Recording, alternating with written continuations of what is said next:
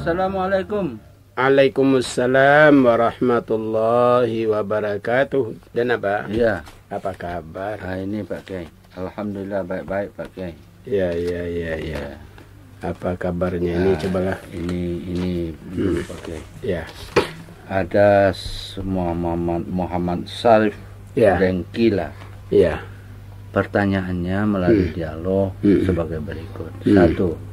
Dalam sebuah buku yang pernah saya baca, isinya antara lain adalah bahwa pada hari-hari besar, misalnya Idul Fitri, ruh-ruh yang ada di dalam kubur semuanya pada minta makan sama keluarganya.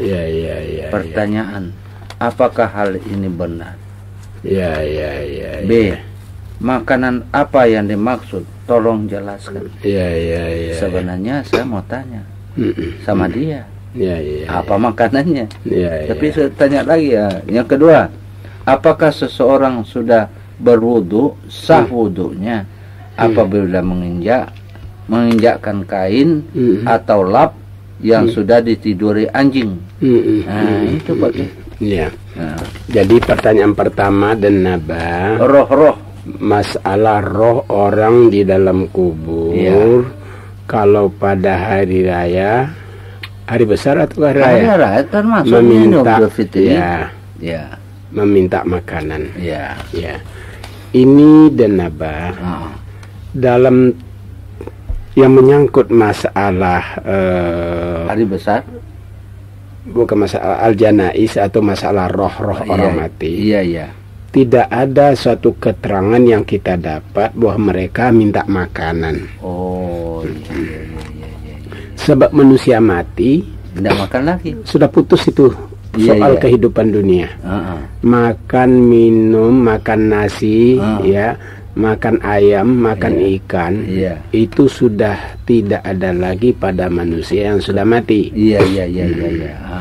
Tetapi mereka mempunyai rezeki yang tersendiri di alam barzahnya sendiri. Jadi masalah ini dan naba karena tidak ada, jadi tidak perlu ibu-ibu menyediakan makanan untuk roh itu. Dan ini yang biasa terjadi dan naba ini. Kalau hari raya Idul Fitri disediakan makanan, dipanggil orang-orang untuk membacakan doa, supaya makanan itu sampai kepada si mati. Nah, ini juga banyak terdapat pertanyaan-pertanyaan yang sama dengan ini, sehingga sifatnya kadang-kadang sama dengan istilah sesajen. Apalagi bakar menyan, dibacakan doa terhadap makanan tadi, supaya sampai makanan itu kepada si mati. Perbuatan semacam ini peninggalan agama Hindu. Agama Hindu dan naba dalam ibadahnya perlu ada dupa. Dan perlu ada sesajen. Nah, maka kita dalam Islam ini rupa-rupanya merubah saja dengan kalimat doa. Kemudian makanan yang disenangi manusia tadi dianggap makanan itu akan sampai kepada si mati. Sehingga itu dipanggilkan orang membacakan doa dengan dupa-dupa. Dan kemudian dibacakan doa itu akan sampai halusnya kepada si mati. Ini semua tentu tidak benar dan naba karena tidak ada petunjuk. Karena kalau masalah-masalah yang gaib, Islam itu memberikan tuntunan dari Al-Quran atau dari hadis. Karena ini tidak ada dalam Al-Quran dan tidak ada dalam hadis, itu namanya takhyul saja dari masyarakat. Hal ini supaya kita tidak usah melakukan yang tidak ada sumber hukumnya. Nah, itu dan apa? Yang kedua apa lagi tadi? Itu. Apa lah? Roh-roh ini yang keduanya. Itu pertanyaannya itu. Yang kedua, apakah seorang yang sudah berwudu menjaga lap Ya. Kalau dia menginjak najis dan naba, itu memang tidak bisa sholat.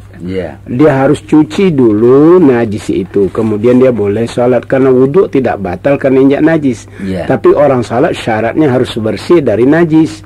Nah itu, oleh karena itu kalau seseorang sudah terinjak najis, dia wajib mencuci kembali, kemudian melaksanakan ibadah sholat. Dan selanjutnya, kalau itu hanya kain lap yang ditiduri anjing terinjak, itu tidak akan membatalkan, kecuali bahwa kain lap itu kalau dikencingi anjing. Iya. Kalau ditiduri anjing enggak deh. Ya, tidak ada masalah, dan karena itu tidak najis. Begitu. Iya. Kan tan najis mughallazah dalam mana Pak? Jilatan. Begitu. Kalau itu kain memang dijilatnya jelas, itu hendaknya. Tapi itu ingat dan kalau dijilatnya tentu basah. Itu. Dan masalah jilatan anjing itu ditunjukkan kepada bejana. Iya. Begitu. Selesai. Ini lagi Pak Kiai. Ya. Ini dari saudara Ali Makmur.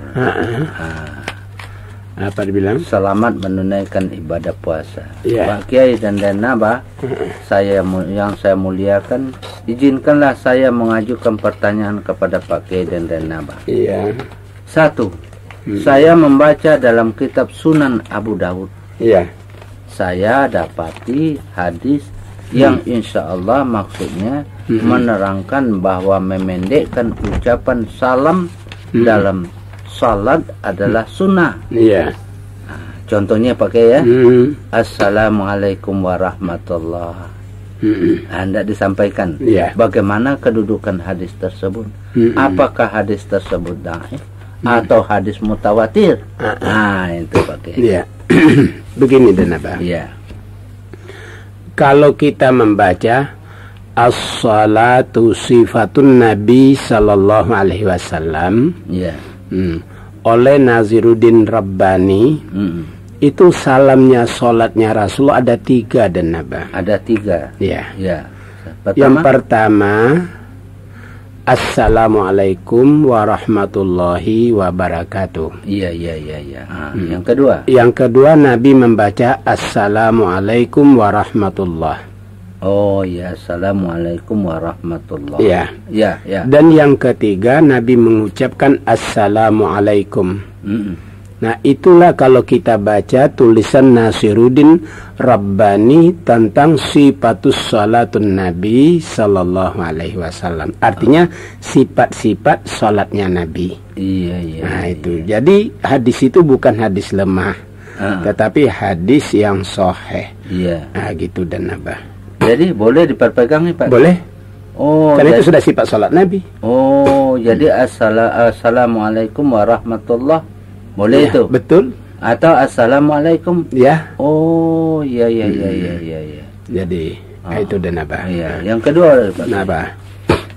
Dalam buku Al-Ma'surat oleh Hasan Al-Banna disebut sebuah hadis yang menerangkan bahwa barang siapa yang berta'awuz pada pagi hari, maka ia akan diselamatkan dari gangguan setan hingga sore harinya.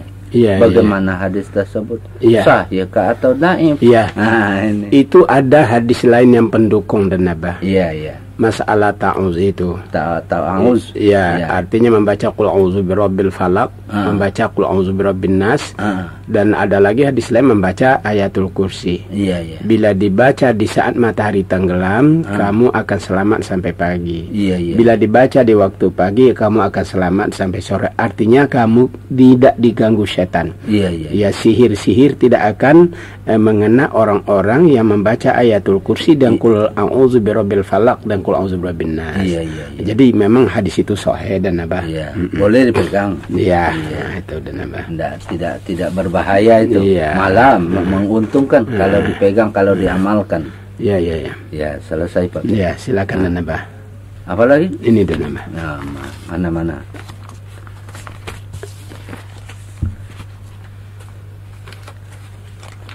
Masalah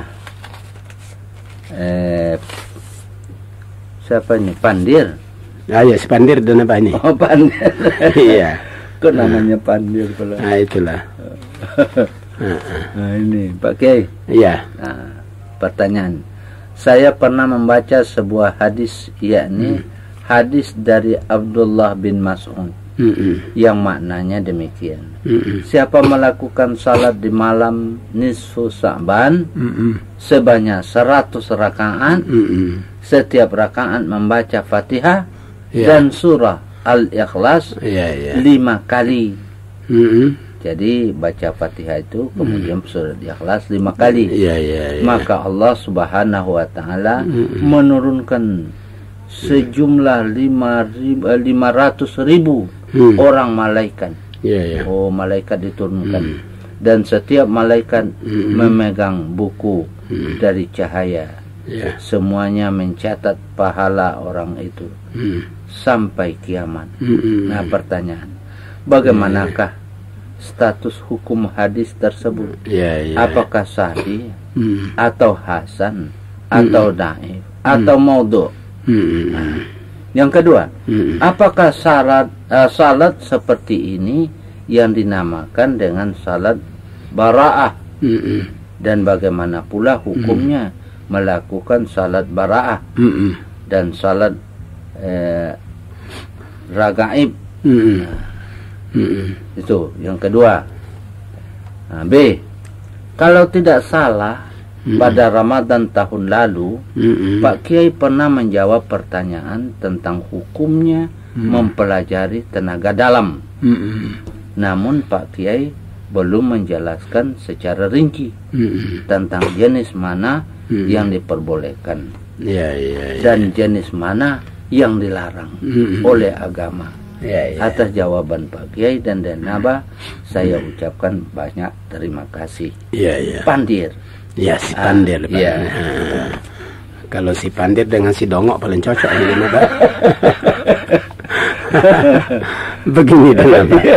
Pertanyaan saudara Pandir, Denaba. Dari manakah ini? Dari mana orangnya? Dari Jawa Timur mana? Dari Bima, Denaba. Dari Bima. Dari Bima. Begini. Tentang sholat. 100 rakaat nisfu Sya'ban.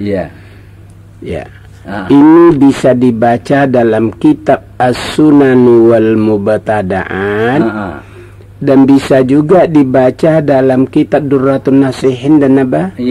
Dan juga di dalam hadis-hadis lemah atau hadis palsu. Nah, oh, golongannya itu.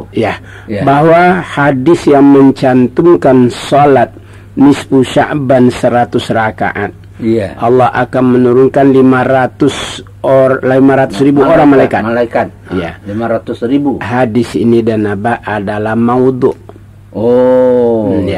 Hadis palsu. Bukan lagi dhaif dan palsu, malah hadis palsu dan mungkar.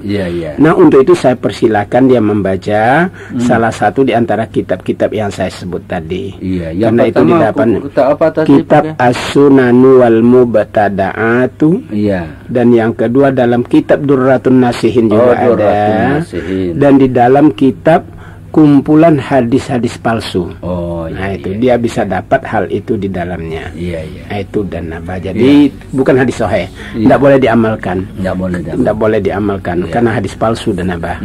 Berdosa malah kita. Betul. Ini namanya perbuatan yang bid'ah. Kullu bid'ah dhalalah, kullu dhalalah finnar. Semua perbid'ah itu sesat dan semua yang sesat itu akan bawa kita ke neraka. Bukan ke surga kita dibawa. Nah, itu yang pertama dan apa? Yang kedua apa lagi? Itu apa? Itu yang tadi. Itu apa? Tentang masalah tenaga dalam. Masalah tenaga dalam. Begini dan katanya Pak Kiai pernah berfatwa begitu. Pada tahun lalu katanya. Begini. Apakah saya sudah lupa juga itu Pak Kiai? Tentang masalah tenaga dalam itu banyak macamnya. Yang halal dan yang haram. Yang halal ada yang halal ya. Ada Nabah. Contoh masuk kepada tenaga dalam saya ungkap saja semua. 1, sihir. guna-guna. Oh, guna-guna. Nah, itu masuk tenaga dalam dan apa? Iya, jampi-jampi. Jampi-jampi. Nah, itu masuk kepada tenaga dalam ya, dan ramalan-ramalan nasib. Iya. Nah, termasuk tenaga dalam itu. Nah, itu. Iya. Nah, sekarang yang itu semuanya perbuatan haram. Iya. Jadi sihir, jampi-jampi, guna-guna, ramalan-ramalan, ya itu semua termasuk tenaga dalam yang bersifat haram. Iya. Dan ini sudah ada semenjak dulu tenaga dalam yang semacam ini. Iya. Kita lihat saja cerita Fir'aun dengan sihir berhadapan dengan Nabi Musa. Iya, betul. Yang kedua yang halal. Yang halal. Tenaga dalam yang bersifat doa. Iya. Ya, karena doa itu bisa merubah jadi hujan berhenti, atau yang tidak hujan maka dia berdoa sembahyang istisqa jadi hujan. Itu tenaga dalam yang bersifat doa kepada Tuhan. Oh, iya. Ya. Malah itu juga bisa merubah takdir. Tuh. Iya, itu ada hadis merubah takdir. Sebenarnya sulit itu dan nambah kalau kita berbicara masalah rubah takdir. Iya, memang karena takdir tidak tahu. Itu yang pertama, andai kata doa dalam merubah takdir itu kita mesti tafsirkan kalimatnya seperti doa memperpanjang umur, memperbanyak rezeki. Andai kata secara harfiah, anak Nabi sekira tidak ada yang mati kecil karena doa beliau makbul. Iya, betul. Ternyata semuanya mati kecil. Tetapi kata-kata memperpanjang umur ialah dari segi berkahnya. Rezeki juga dari segi berkahnya. Nah, itu pengertian. Dua-dua bisa dapat pakai. Dan yang kedua dan firasat. Firasat. Nah, itu tenaga dalam yang halal. Yang dibenarkan sebab ada hadis yang mendukungnya. Betul. Nah, itu. Jadi ini termasuk tenaga dalam yang halal. Nah, itu. Jadi sekarang tenaga dalam ini seperti wadah. Semua ada manusia memiliki tenaga dalam. Tinggal sekarang apa yang menjiwainya. Jika yang menjiwainya doa, pendekatan diri kepada Tuhan, itu sifatnya halal. Tetapi jika dia mendekatkan diri kepada jin, seperti yang dicantumkan dalam Al-Quran, maka sifatnya menjadi haram. Kita lihat tenaga dalam di zaman Nabi Sulaiman, di mana singgasananya Ratu Balkis diangkat dalam sekejap mata dari negeri Saba ke Babilonia. Nah, itu tenaga dalam yang halal. Begitu dan naba. Tetapi ada juga sekarang tenaga halal dalam yang dikatakan ketok masjid.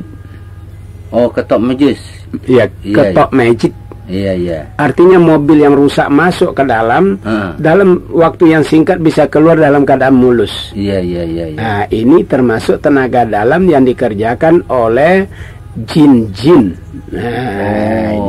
Kalau ada jin maka jinnya yang kerjakan. Nah, itu. Dan bangsa jin ini bangsa yang kuat dan apa? Kekuatannya bayangkan bahwa mereka bisa mengangkat dalam waktu yang singkat benda-benda yang berat. Nah, itu dan apa. Jadi tenaga dalam yang bertolak dari doa maka dia halal. Tapi yang bertolak dengan ilmu sihir maka dia jadi haram. Itu masalah tenaga dalam dan apa. Jadi jangan menggunakan tenaga dalam susah-susah. Tapi belajar saja yang agama baik-baik. Apalagi Pak Kes? Tanyalah. Coba kau ada nabaliat di pertanyaan tadi. Pertanyaannya lagi. Sudah habis atau belum? Masih banyak Pak. Mana ini? Yang pertanyaan Pandir. Pak Pandir sudah habis. Sudah habis. Pertanyaan Pandir habis. Nah, ini. Untung tidak ada si Dongo. Ini. Muhammad. Apa ini? Muhammad Guntur apa sih? Muhammad Guntur. Dari mana dan apa? Dari Flores. Dari NTT. Nusa Tenggara Timur. Masalah yang ditanyakan yaitu dalam masalah sahur setiap hari, yaitu dalam duduk tahiyat tasahud. Tasahud. Iya. Masalah tasahud setiap hari, yaitu duduk dalam duduk tahiyat akhir. Kita membaca asyhadu an la ilaha illallah wa asyhadu anna muhammadar rasulullah. Ya. Itu kalau kita yang membacanya. Ya. Dalam hal ini saya tidak mengerti. Seandainya Nabi Muhammad sendiri yang membacanya. Ya. Nah, itu bagaimana tuh? Nah, sedangkan di dalam tuntunan nama Muhammad sendiri, tolong Bapak jelaskan. Iya. Oh, ya, jadi sudah dipahami itu. Iya. Begini dan apa? Bagaimana? Kalau kita duduk baca tasyahud awal, tasyahud akhir membaca asyhadu an la ilaha illallah wa asyhadu anna muhammadar rasulullah. Iya. Pertanyaan sekarang timbul, apakah apakah Nabi juga membaca asyhadu anna muhammadar rasulullah? Iya. Jawabnya iya. Iya. Nah, kenapa? Tentu timbul pertanyaan yang kedua. Padahal dia sendiri sudah tahu bahwa dirinya Rasul. Iya. Kenapa dia harus membaca lagi kalimat itu? Iya. Nah, itu dan apa? Iya, begini. Betul. Kita berbicara masalah rukun iman. Iya. Yang pertama, iman kepada Allah. Iya. Allah itu gaib. Iya, betul. Beriman kepada Rasul. Rasul itu gaib. Iya. Ya Muhammad terang. Iya. Muhammad itu terang dan apa? Tapi yang Rasul itu gaib itu. Iya. Di mana yang Rasulnya itu? Iya. Karena itu bukan hanya kita yang membaca kalimat asyhadu anna Muhammad Rasulullah sendiri juga harus mengucapkan kalimat itu. Iya. Dia harus meyakinkan dirinya bahwa dia adalah Rasul. Iya. Karena Rasul itu tidak nampak dan apa? Kalau Muhammad nampak. Iya, betul. Tapi yang Rasul itu tidak nampak. Karena dia gaib, maka dia harus meyakinkan tentang kerasulan dirinya sendiri. Iya. Jadi dia tetap mengucapkan kalimat asyhadu anna Muhammadar Rasulullah dan betul itu. Begitu ceritanya. Betul. Oh, enggak usah pusing lagi. Iya. Jadi Rasul itu gaib. Iya. Nah, itu Muhammad terang. Muhammad terang. Yang diimani kerasulannya. Kalau Muhammad banyak nama Muhammad. Iya. Tapi yang jadi rasul hanyalah Muhammad bin Abdullah bin Abdul Muttalib. Nah, itu dan yang kedua pakai. Apa lagi? Setiap bayi yang lahir di dalam akikah, yaitu gunting rambut dari bayi setelah dia berumur 7 hari, sekaligus diberi namanya. Tapi di daerah saya, Pak Kiai, sudah orang tersebut mati. Sudah mati baru akikah. Iya. Ini di NTT ini Pak Kiai. Iya. Dan pada hari yang ke-7, barulah akikah. Iya. Sedangkan pada hari lahirnya tidak diakikah. Begitu. Yang saya tanyakan, bagaimana besar akikah sudah lahir dan akikah sesudah mati? Iya. Begini dan apa? Iya, bagaimana? Di dalam Islam dikenal akikah itu berdasarkan hadis yang ada, ialah waktu kelahiran, bukan waktu kematian. Iya. Kita lihat hadisnya.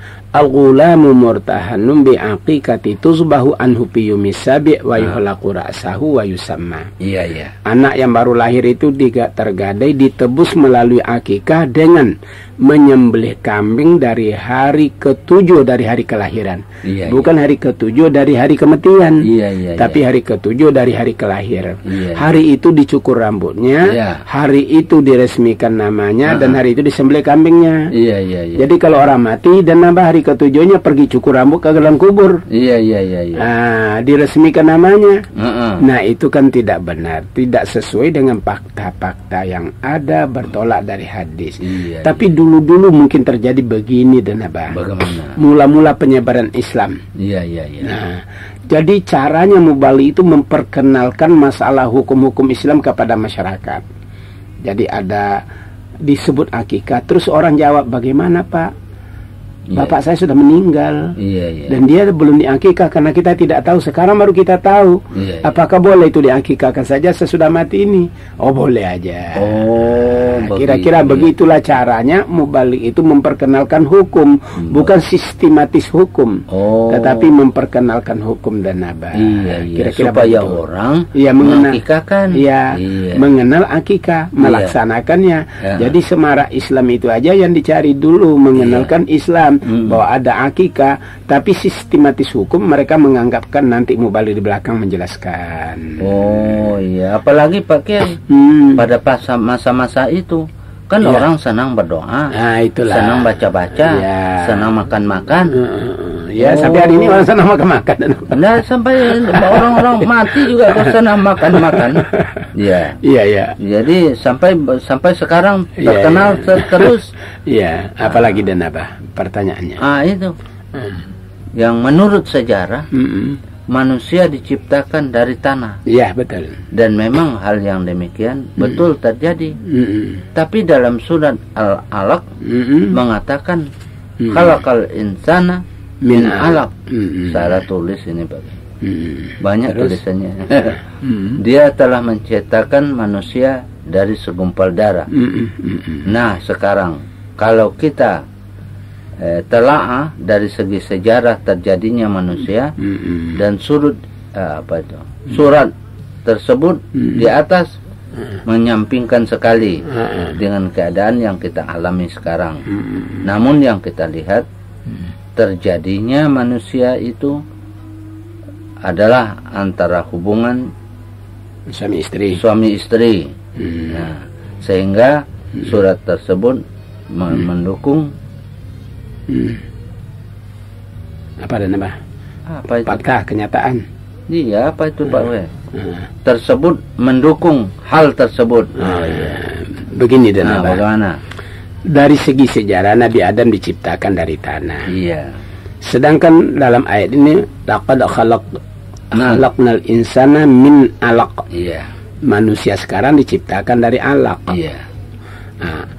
Apakah tidak berlawanan antara manusia berasal dari tanah dengan kalimat alaq? Kalau kita menyelusuri lebih jauh dan itu tidak bersalahan. Nabi Adam, kita, anak kita, cucu kita, semuanya itu tetap berasal dari tanah dan tapi bedanya masalah proses. Proses. Kalau Nabi Adam itu langsung dari tanah diproses berbentuk manusia, ditiupkan roh ke dalamnya, jadilah dia manusia. Tetapi kita yang sekarang tetap berasal dari tanah dan naba. Tapi melalui proses. Sekarang bagaimana prosesnya? Bahwa kita ini berasal dari tanah. Dan naba kalau makan apa? Makan nasi. Makan nasi. Nasi itu dari apa? Dari padi. Dari padi. Padi itu dari mana? Dari tanah. Itu namanya proses. Kalau begitu Pak Kiai, kita ini terjadi dari kangkung. Dari ubi kayu. Pisang. Ini setelah dimakan menjadi sari dalam tubuh. Betul. Akhirnya terjadi hubungan suami istri. Sari itulah yang menjadi bertemu antara sperma dari sari laki-laki, indung telur dari sari perempuan bertemu, maka jadilah dia nanti jadi alaq. Begitu dan abah. Jadi manusia sekarang tetap prosesnya dari tanah dan abah. Begitu. Jangan pertentangkan ayat. Dan tidak ada pertentangan di dalamnya. Itu dan abah.